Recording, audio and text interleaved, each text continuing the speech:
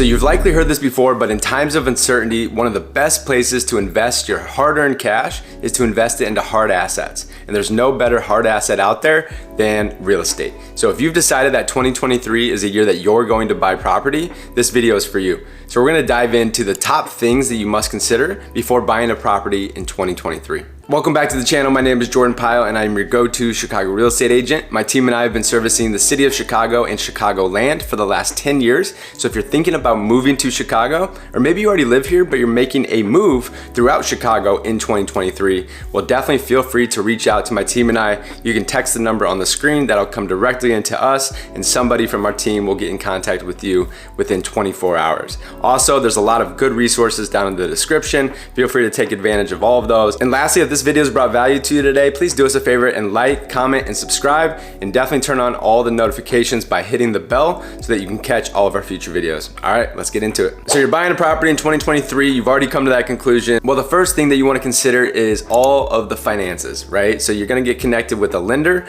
or a realtor. So if you reach out to me, we have that initial call, and then I would recommend you get in touch with the lender. Some of the things that are going to happen on that phone call is they're going to want to understand a better general outlook of you as a borrower, right? So they're going to want to know what your credit score is. They're going to want to know how much money you make, where you're employed, how long you've been employed, what some of your cash reserves look like. And then ultimately they're going to take all this information and they're going to approve you for a certain amount based on your debt to income ratio. As I say, if you're not already pre-approved, let's go ahead and get you connected with a lender to talk about your finances and get that pre-approval letter, right? Because we cannot make any offers without a pre-approval letter. And we're strictly talking on this video today about making residential purchases. So if you're thinking about making commercial purchases, obviously this stuff's gonna be a little bit different, but this is for your kind of typical run-of-the-mill buying, whether it be a single family home, a condo, townhome, not commercial purchase.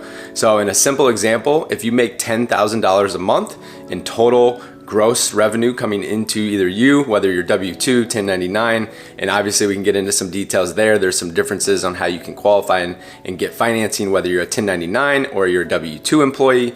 But this is just mainly talking a general example. If you're $10,000 a month that you make and you have no debt, then you usually don't want to go more than 40% debt to income. So meaning your mortgage payment all in with your principal, your interest, your taxes, your insurance, and potentially your assessment. You don't want that to be more than $4,000 a month if you make $10,000 a month. And most lenders say they usually will recommend that that is lower, closer to 20 to 25%. So 10 grand, $2,000 to $2,500 a month is a nice, comfortable payment. You don't want to be house poor, and everyone buys properties for different reasons, but I think one of the easiest things that you can do is to ensure that your monthly mortgage payment is the thing that you're paying the closest consideration to and not necessarily the purchase price, because a lot of people get kind of blinded by the purchase price and they don't realize that there's all 5 of those factors, that principal, interest, taxes, insurance, and the assessments that make up the total payment, and you live in the payment, you don't live in the purchase price. So by having you get in touch with the lender first and understanding your financial situation, you're just gonna get a lot more clarity and confidence in the process that is going to empower you to feel comfortable to move to the next step, which is to get back in touch with your realtor so that we can plan out your strategy and figure out how we're going to attack the current real estate market to position you as a strong buyer so that you're competitive, seeing how we're in a seller's market right now.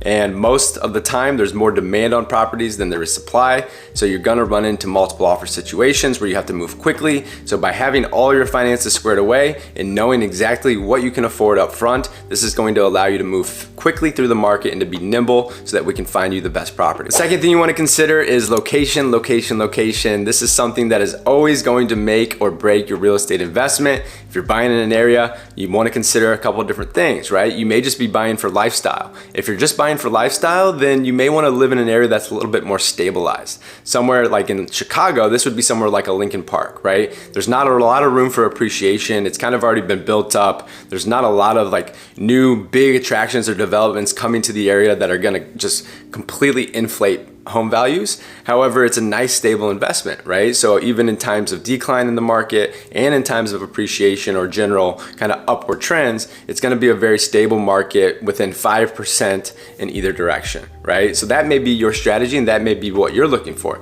Other people may want to find something that is in more of a gentrifying neighborhood where there's more upside. So if they buy today, over the next 5-7 year time horizon, where is an area that's going to give them appreciation potential? right? And then some other people, they use a combination of both of those where they want to buy in a good area, but they also want to buy something that they can add value to so that they can enhance and force appreciation in the property. So all of these things are things you're going to want to consider with location. Also, you want to consider, do you have kids? Do you need to be by a certain school? Do you have somewhere that you need to commute to on a daily basis for work and you need to be close to public transportation? These are very important. Maybe you like to run and you want to be close to the lake like myself so that you can go out and run, swim, bike on the lake every day. So all of these things and more are going to be reasons why you're going to choose the location, and this is going to be one of the most important things because this greatly contribute to the lifestyle that you live once you buy this property. Third consideration you want to make before purchasing a property in 2023 is what type of property. So specifically, what property type are you looking at? Are you looking to buy a single family home, a condo, or a townhome, right? Those are kind of the three, at least in Chicago, or you can go multi-unit, which is 2 to 4 units, and then anything above that, like we talked about before, would be commercial, and that is not what we're focusing on the video today. So with Chicago being a relatively young city and there being a lot of young professionals, a lot of people are buying condos. It's also because it's an urban market, it's very dense. So you have walk-up condos, you have high-rise condos, but there's just a lot of condos in the city of Chicago market comparative to like Chicagoland or maybe some more rural areas around the country. A lot of different people that want to buy condos for various different reasons. What I typically find is that this could be maybe a first purchase or a second purchase, and then as family formations start to grow, then that is typically when I see people sell their condo. Maybe it's a 2-bedroom in Lincoln Park, and then they upgrade to a townhome.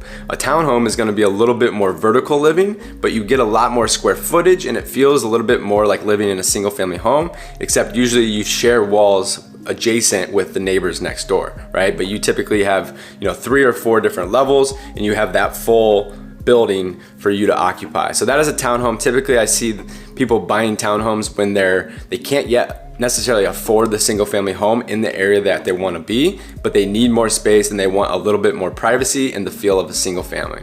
And then if you're a single family buyer, this is typically just, maybe it's your second, third purchase, you're moving from a townhome now, or maybe from a bigger condo, you have a little bit more money, you've saved up, you're doing pretty well. And obviously this depends on where you're looking to purchase, but anywhere in the Chicago markets that I operate in, most single family homes are gonna cost you a minimum I would say of $800,000, if not 1 to 1.2, 1.3 million. There's a lot of areas that can be way more than that. There's some areas that may be slightly under, but you're gonna need a pretty penny here in Chicago in order to buy a single family home. And then on the last part of that is a 2 to 4 unit property. I see a lot of people wanting to house hack nowadays. And so they're wanting to come out, let's just say buy a 2 unit, live in 1 unit, rent the other out. And that oftentimes is their first investment, or some people like to acquire multiple of those. So figuring out what type of property type you're looking for is going to be the next thing you want to consider. Next thing you want to consider is your overall timeline. What is going to be in a perfect world your ideal closing date or when you're moving into this property. Now this is important for a lot of different reasons, but this just kind of helps us mold our strategy so that we can position you as the buyer the best way in the market. You don't want to enter it too soon because then you're looking at properties that are likely not going to be available for the timeline that works for you. And you don't want to look too late because now you're going to make maybe some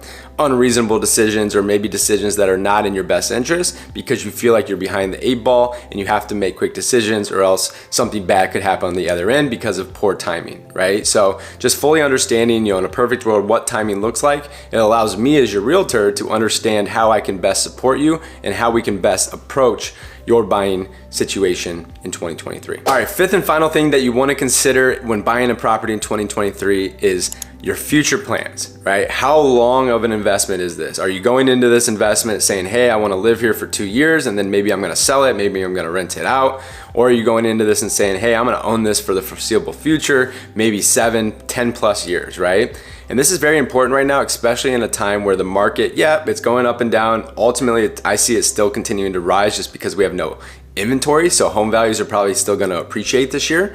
However, with all that being said, we are entering into more of a bear market. So right now, more than ever, in the last 2-3 years, you can maybe buy a property, live in it for a year, live in it for 24 months perhaps, and gain a lot of equity and be able to go and sell that property for a profit.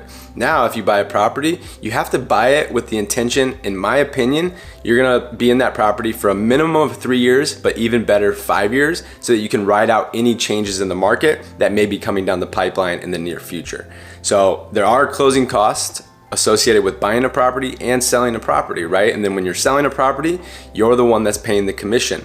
So instead of that 3% on top of your down payment, now you're gonna be paying about 8% total in order to sell your property. So you need to factor in these different costs if you're buying and selling quickly, because if you buy and sell too quickly, you may not be able to recoup those costs in time because of the fact that you just haven't let that investment mature for you to have enough equity to be cash flow positive, or at least positive equity on that at the sale of that property.